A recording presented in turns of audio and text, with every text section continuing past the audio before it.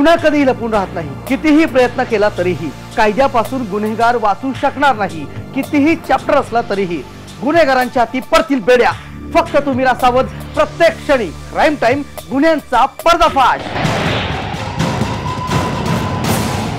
हे काही प्रेम प्रकरण नव्हतं, तर त्याला ती हवी होती आणि तिनं त्याला नकार दिल्यानंतर त्यानं तिला उद्ध्वस्त करण्याचा पण केला.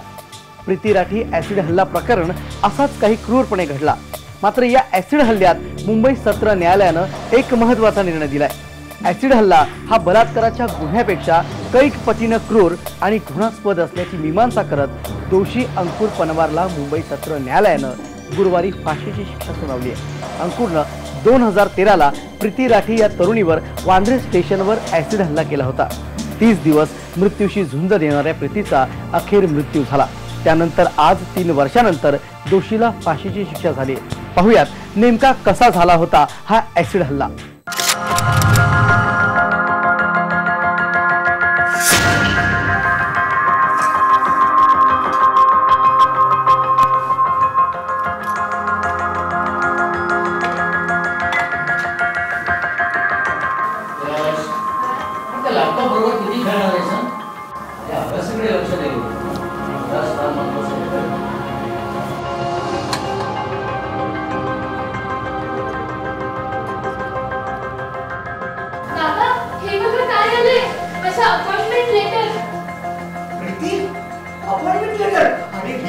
आनंदाची गोष्ट आहे. एक मिनिट आधी सुनिये. अगं ऐकलंस का? काय हो, काय झालं? बाजूला ठेव आणि बाहेर न्या. तू पण बाहेर आहे. चल ग.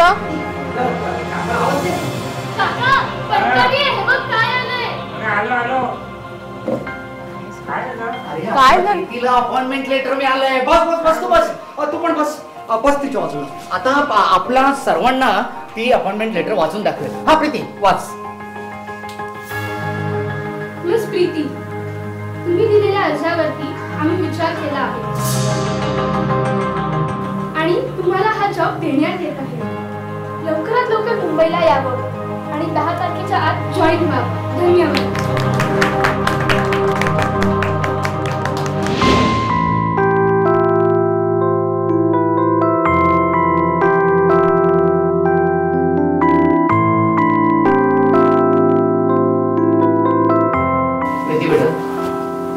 आमच्यापासून दूर चालली आहेस, पण आई किती वाईट पडले सगळे.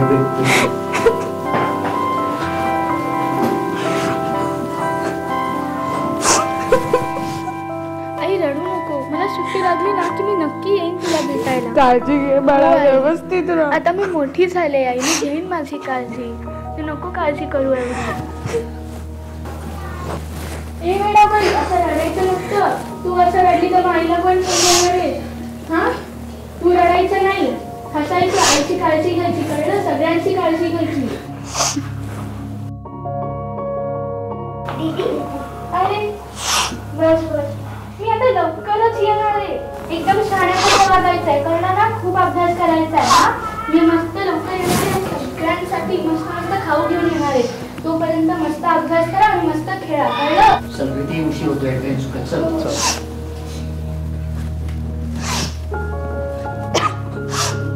बाळा, ए बाळा, काळजी घे हा, आणि व्यवस्थित जा. हो आई, नक्की. व्यवस्थित राहा. हो मी नक्की. आणि मी लवकरच. हो हो, मी वाट बघते बाळा, लवकर ये. Bye bye. हो बाय.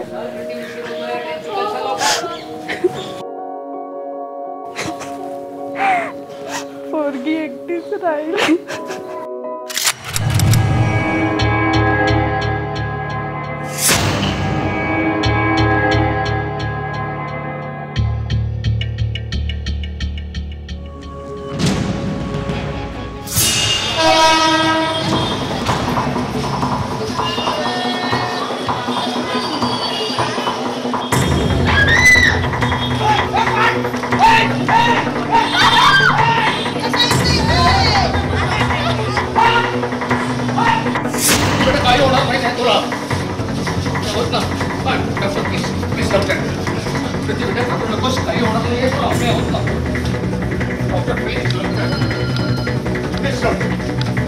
Doctor please. प्रीतीचा चेहरा 20% भाजला होता. ऍसिडच्या वेदनेनं तिचा जीव तळमळत होता. काकांना आणि वडिलांना काहीच कळत नव्हतं. अखेर असा कोण शत्रू आहे आमचा की त्यानं थेट तिच्या जीवाशीच खेळ केलाय.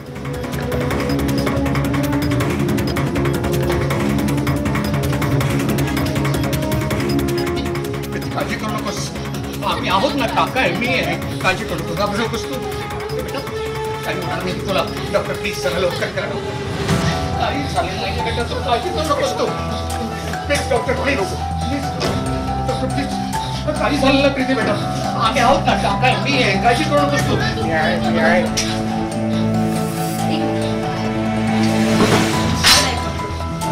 काही होणार नाही, काही होणार नाही.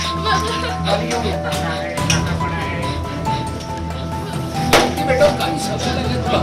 काळजी करू नकोस तू. काळजी करू नकोस बेटा. काही होणार नाही.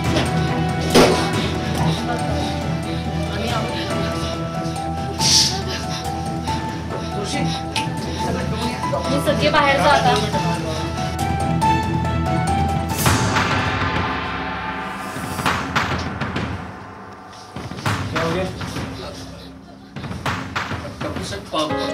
आम्ही दिल्लीहून मुंबईला यायला निघालो होतो. तिला अपॉइंटमेंट लेटर मिळालं होतं नोकरीसाठी आणि बँड्रा टर्मिनल्सला मी उतरलो आणि गर्दीतून कोणती अज्ञात इसम आला आणि त्याने तिच्या तोंडावर कसलं तरी केमिकल टाकलं आणि कसलं तरी केमिकल उडालं आणि माझ्याही हातावर उडालं. फार सहज होते. Doctor please. सिस्टर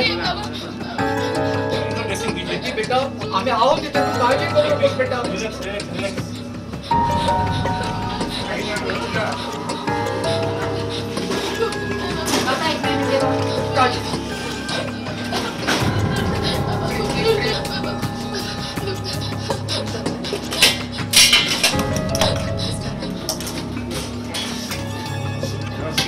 बँडेज करताय एकदम असं वाटेल बघ.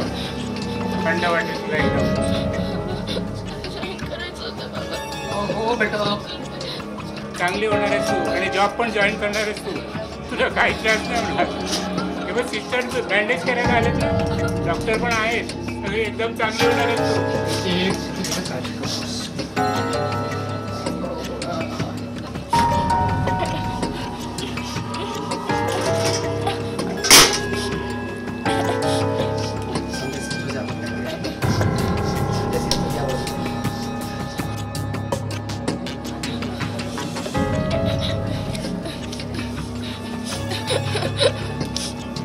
चलो आप लोग बाहर बैठिए.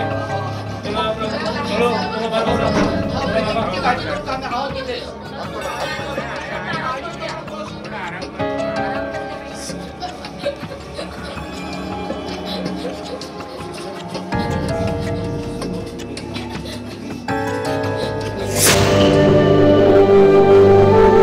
मुंबईच्या वांद्रे टर्मिनसवर एक घटना घडलेली आहे.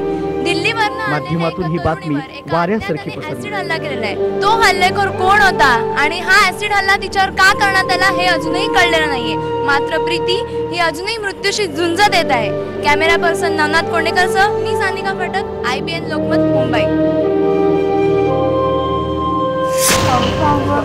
झालेलं नाही. तू काळजी करू नकोस. बघ आता आपण तिला धीर दिला पाहिजे. तू रडू नकोस प्लीज. रडू नकोस तू. तिची आई, बहीण आणि भाऊ थेट मुंबईला पोहोचले. 17 डॉक्टरांचं पथक तिच्यावर उपचार करत होतं. ऍसिड पोटात गेल्यानं तिची अन्ननलिका जळाली होती. तसंच तिचं एक फुफ्फुसही निकामी झालं होतं. दररोज रक्तस्राव होत असल्यानं तिला दररोज 5 ते 6 बाटल्या रक्त चढवण्यात येत होतं. प्रकृती सुधारत नसल्यानं तिच्यावर मोठी शस्त्रक्रिया देखील शक्य होत नव्हती. त्यातच मूत्रपिंडाचाही त्रास सुरू झाला होता आणि हिमोग्लोबिनचं प्रमाणही कमी झालं होतं. पोलिसांकडे वांद्रे स्टेशनवरच्या CCTV फुटेजशिवाय हाती काहीच नव्हतं. नेमका हा हल्ला केला कोणी आणि कशासाठी हे शोधणं हे पोलिसांसमोर आव्हान होतं.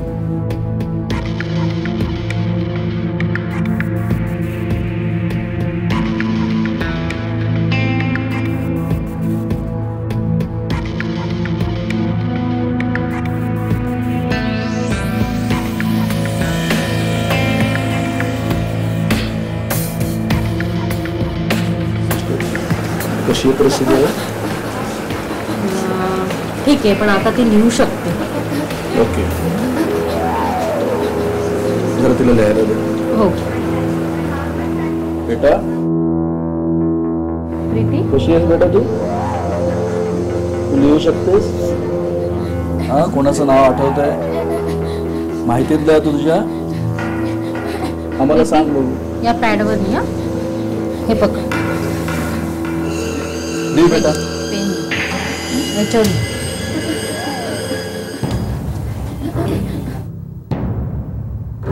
पोलिसांना प्रीतीनं 3 संशयितांची नावं लिहून दिली. त्यातलं एक नाव होतं अंकुर.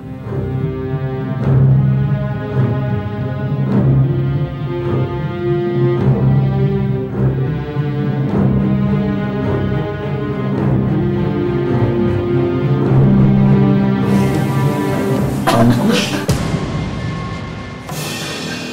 कोण आहे? अंकुश अंकुश माझ्या मित्राचा मुलगा आहे, पण तो असं का करेल? अंकुश, सचिन आणि पंकज.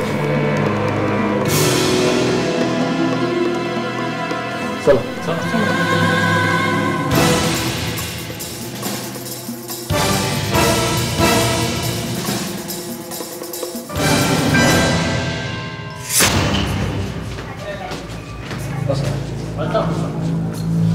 मला असं का दिसत आहे ब्रेक प्रकार? माझी मुलगी त्यातली नव्हती, जास्त मैत्रिणी पण नसायच्या तिच्या. आणि आम्ही तर दिल्लीला राहणारी माणसं, प्रथमच मुंबईत आलो आणि या मुंबईत आमचं कोणी ओळखीचं नाही आहे सर. मुलगी इकडे मुंबईत पहिल्यांदाच आहे, त्यामुळे आम्ही इथला असण्याची शक्यता एकदम नाही. शक्य नाही. आम्ही आमच्या परीने प्रयत्न करू. आरोग्याला आम्ही नक्की करू. ओके, काळजी घ्या.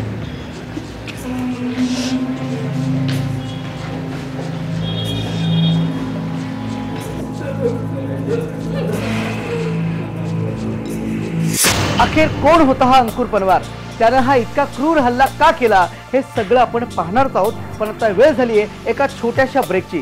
तुम्ही कुठेच जाऊ नका, मी लगेच परततोय. पाहत राहा क्राईम टाइम, गुन्ह्यांचा पर्दाफाश.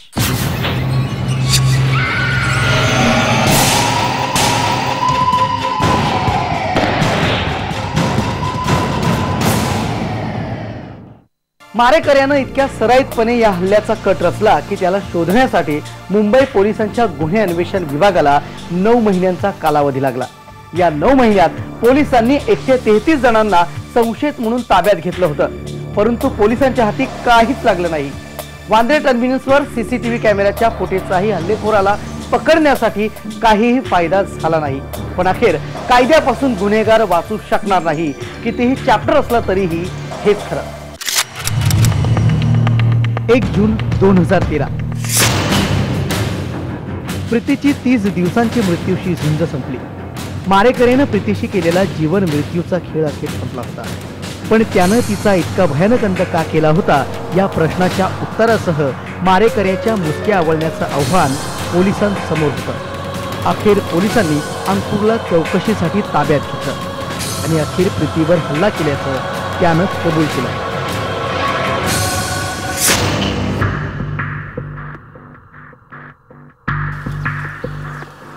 प्रीती, अरे तू इथे कसा? तुझीच वाट बघत होतो. माझी वाट? हो. बरं बोल. अगं मी तुला प्रश्न विचारला होता ना, त्याच्याबद्दल विचारतोय. कोणता प्रश्न? अरे तो प्रश्न. तर त्याचं काय उत्तर देऊ मी तुला? म्हणजे माझं आयुष्याकडचे ध्येय खूप वेगळे आहेत रे. माझ्याकडे माझा परिवार आहे, माझा लहान भाऊ आहे, लहान बहीण आहे. बघ तुला वाईट वाटेल पण मनाला लावून नको घेऊ. प्रत्येकाचे ध्येय वेगळे आहे. अगं पण तेच तर मी म्हणतोय ना, तुझ्या घरातलेही मला चांगले ओळखतात आणि माझ्या घरातलेही तुला ओळखतात. मान्य आहे मला, पण थोडासा विचार कर ना माझा पण. आणि तुझ्या घरातले पण मला चांगले ओळखतातच ना. मग आपल्याला तेच ना तिथं चांगले ठेवायचे आहेत. आपण इतके लहानपणापासून चांगले मित्रमैत्रिणी आहोत. पण तीच मैत्री पुढे जर अजून काही. माझा असा काहीच विचार नाहीये रे. आणि आपण ही मैत्री आहोत ना, आपण मित्रमैत्रिणी राहणार.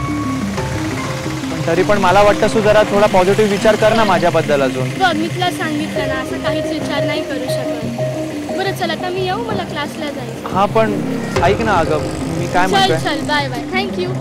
हे काही प्रेम प्रकरण नव्हतं, तर तो तिचा पाठलाग करायचा.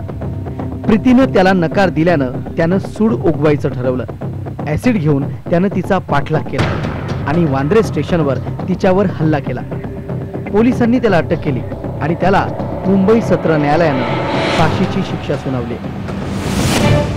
हे ऍसिड हल्ल्यातलं पहिलं प्रकरण आहे ज्यामध्ये दोषीला फाशीची शिक्षा सुनावली।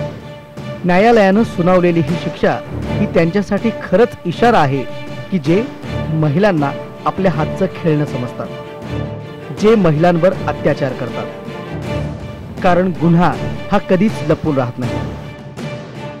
Suraj Ojha, IBN Lokmat, Mumbai. Crime time या लोकप्रिय कार्यक्रमातून आम्ही गुन्ह्यांचं किंवा गुन्हेगारांचं उदात्तीकरण करत नाही, तर गुन्ह्यांपासून तुम्हाला सावध करण्याचा आमचा हा उद्देश आहे। कारण आपण जिथं असतो तिथं आजूबाजूलाच गुन्हा वावरत असतो, ऐन मोका साधून गुन्हा घडत असतो, म्हणून काही वेळेला संशयास्पद पोलिसांना कळवा बिनदिक्कत। आजच्या भागात तिथे थांबतोय, सावध राहा प्रत्यक्षाने, पाहत राहा क्राईम टाइम, गुन्ह्यांचा पर्दाफाश।